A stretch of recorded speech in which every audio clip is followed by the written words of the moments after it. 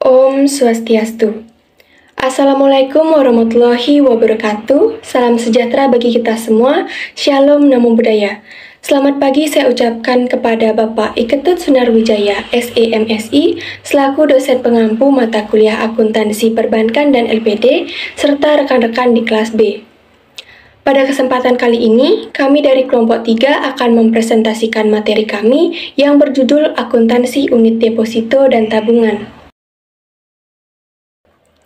Sebelumnya, perkenalkan kami dari kelompok 3 yang beranggotakan 2 orang dengan saya, Dewa Ayu Indah Karisma Dewi, nomor absen 2, NIM akhir 37, dan rekan saya, Niluh Putu Yunita, nomor absen 21, NIM akhir 56. Adapun materi yang akan kami bahas diantaranya, yang pertama yaitu konsep dan prinsip-prinsip akuntansi deposito, dan yang kedua yaitu konsep dan prinsip-prinsip akuntansi tabungan. Materi yang pertama yaitu konsep dan prinsip-prinsip akuntansi deposito. Pengertian deposito menurut Undang-Undang Nomor 10 Tahun 1998 adalah simpanan yang penarikannya hanya dapat dilakukan pada waktu tertentu berdasarkan perjanjian nasabah penyimpan dengan bank. Nah, berbeda dengan jenis simpanan lainnya, simpanan deposito mengandung unsur jangka waktu lebih panjang dan dapat ditarik atau dicairkan setelah jatuh tempo. Namun apabila dicairkan sebelum tanggal tersebut, deposan akan dikenakan denda atau penalty rate yang besarnya tergantung bank yang bersangkutan. Begitu juga dengan suku bunga yang relatif lebih tinggi dari jenis simpanan lainnya.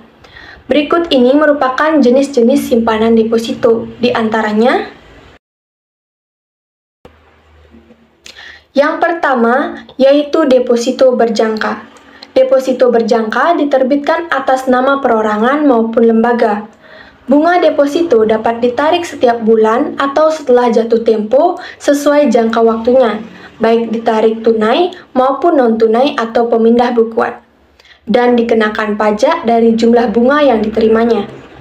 Jumlah dana yang disetorkan dalam deposito berjangka berbentuk bulat, serta biasanya juga memiliki batas minimal jumlah uang yang akan disimpan. Berikut merupakan contoh soal dan penyelesaiannya. Yang kedua, yaitu sertifikat deposito. Sertifikat deposito diterbitkan atas unjuk atau pembawa, yang berarti bahwa siapa saja boleh menarik sertifikat deposito selama bisa menunjukkan sertifikat deposito tersebut kepada bank penerbit. Di samping itu, sertifikat deposito dapat diperdagangkan oleh masyarakat setelah mendapatkan izin dari Bank Indonesia. Bunga sertifikat deposito diperhitungkan dan dibayarkan di muka. Dengan demikian, deposan untuk sertifikat deposito pada saat membuka deposito tersebut hanya membayar sebesar nilai tunai sertifikat deposito ditambah sejumlah pajak bunga yang diperhitungkan di muka. Berikut ini merupakan contoh pembebanan suku bunga oleh bank kepada nasabah yang menerbitkan sertifikat deposito. Yang ketiga atau yang terakhir yaitu deposito on call. Deposito on call merupakan deposito berjangka yang hanya dapat ditarik dengan pemberitahuan sebelumnya, memiliki jangka waktu minimal 7 hari dan yang paling lama kurang dari 1 bulan. Diterbitkan atas nama dan biasanya dalam jumlah yang besar. Sebelum deposito on call dicairkan, terlebih dahulu 3 hari sebelumnya, nasabah sudah memberitahukan pada bank penerbit. Besarnya bunga dihitung per bulan, dan untuk menentukan bunga dilakukan negosiasi antara nasabah dengan pihak bank. Untuk lebih jelasnya, berikut ini merupakan contoh dari deposito on call.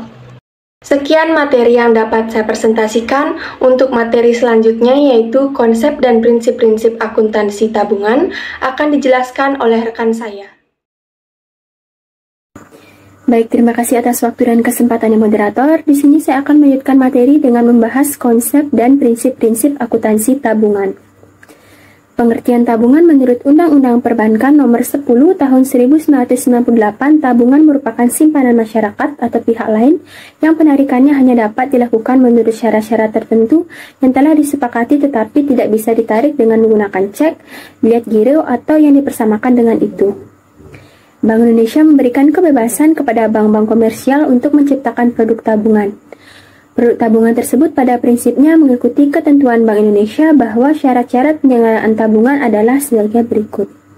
Yang pertama, bank hanya dapat menyelenggarakan tabungan dalam bentuk rupiah. Yang kedua, ketentuan mengenai penyelenggaraan tabungan ditetapkan oleh bank masing-masing. Yang ketiga, penarikan tabungan tidak dapat menggunakan cek, biliet giro, serta surat perintah bayar lainnya yang sejenis. Yang keempat, penarikan hanya dapat dilakukan dengan mendatangi bank atau alat yang disediakan untuk keperluan tersebut, misalnya ATM. Yang kelima, bank penyelenggara tabungan diperkenankan untuk menetapkan sendiri cara pelayanan, sistem administrasi, setoran, dan hal terkait lainnya.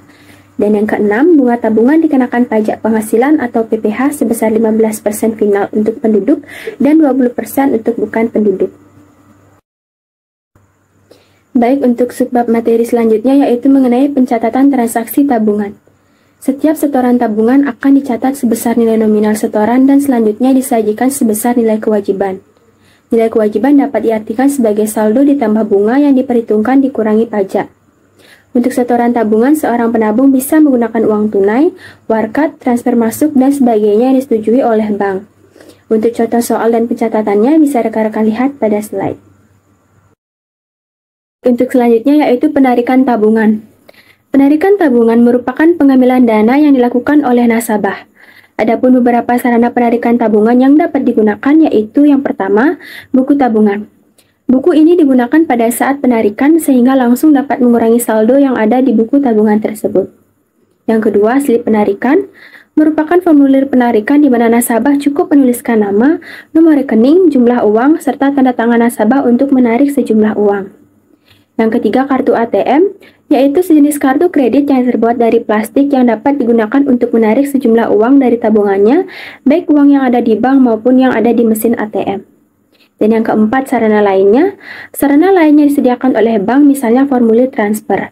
Formulir transfer merupakan sarana pemindah bukuan untuk nasabah dalam melakukan pengiriman uang baik ke bank sendiri maupun ke bank lain.